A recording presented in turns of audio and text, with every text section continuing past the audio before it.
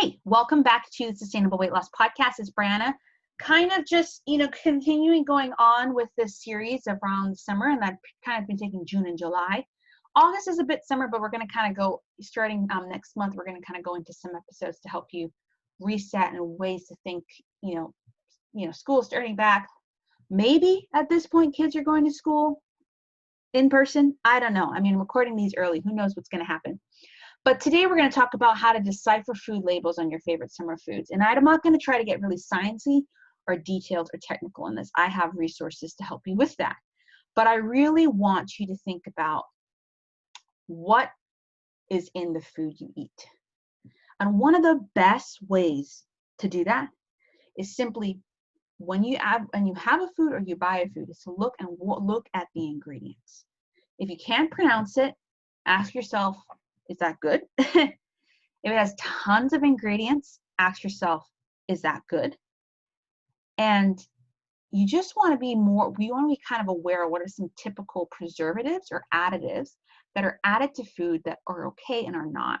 And how I learned how to do this is through the Whole30. I started to just read labels more because you're trying to reduce that sort of stuff. And there's some free resources I have put together in the Whole30 e-course that is free that you can check out, as well as in my resource library and in my academy, just around how you can continue to, just be more aware of what you're eating. I don't know if you heard of someone called the Food Babe. Was it Vashti? I think that's her name.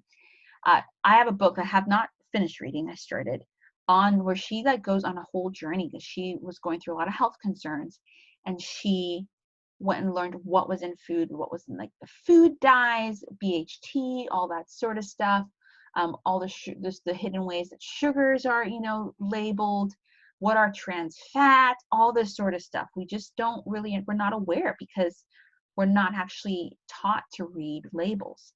And so through doing something like the Whole30, or even through my Deciphering Food Labels training, I have in my academy that's a bonus for some of my nutrition programs.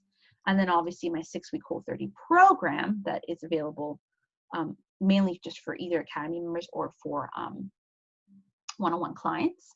The Whole30 e-course is free and that can help you out. But just going on that journey and asking yourself what's in these foods. And so if you typically eat a certain food in the summer, ask yourself just pick up, look in the back. What is it what is in it? What is that good? What additive is that? Is that food coloring? Do you want that in there? And really just start again asking yourself, how can I use a more natural thing? So when I started to do the Whole30, I realized that a lot like soy lecithin was something that was very popular in a lot of health bars. And just learning that wasn't really so good for your digestive system and other things, I started to look for another health bar. So I started to use Lara bars and RX bars because they didn't have that. It was mainly just dates, nuts, and any other thing they added like coconut, right? So just saying, okay, those other bars over there have this stuff, I don't want that, but there's some other ones over here that are good. So that's just an example of I tend to have a lot more of those bars during the summer and stuff like that, or in a normal basis, but finding another solution.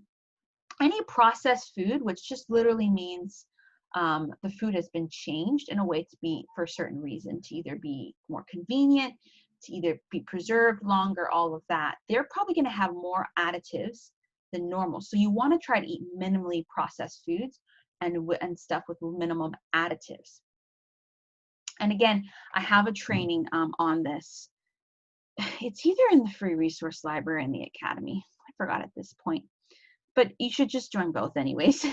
But there are some things you want to look out for, such as high fructose corn syrup, refined sugar, trans fat, MSG, sulfites or sulfates, artificial sweeteners, BHE or BHT, which are two commonly added things that make food go rancid, genetically modified food. So those are just some examples of things you want to look out for. And just those are the general ones, but again, I don't want to make this give you a whole big list. Biggest thing is to do, if you're eating a packaged food of some sort, what's in it? Just learn what's in it.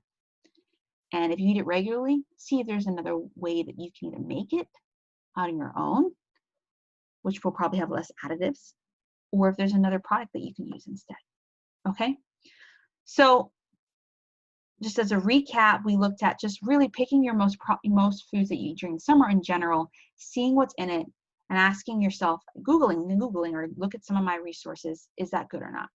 Some things you want to look out for are in high processed foods, you can look out for high fructose corn syrup, refined sugar, trans fat, MSG, sulfites and sulfates, artificial sweeteners, BHA and BHT, and genetically modified organisms or foods.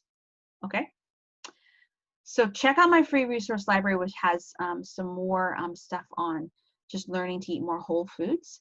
You also can check out my Whole30 e-course, which will help you in that process.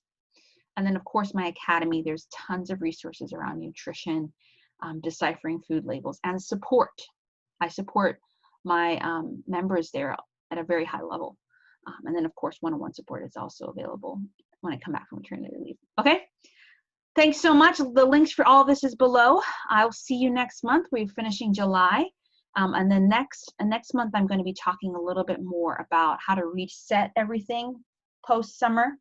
And also, I have a special event, very special event I'm putting on with maybe 20-something other health and wellness professionals to kind of help you get started. So you need to stay tuned to the podcast, join my free group, and if you're in the academy, if any of these things, you're gonna stay up to date. Okay?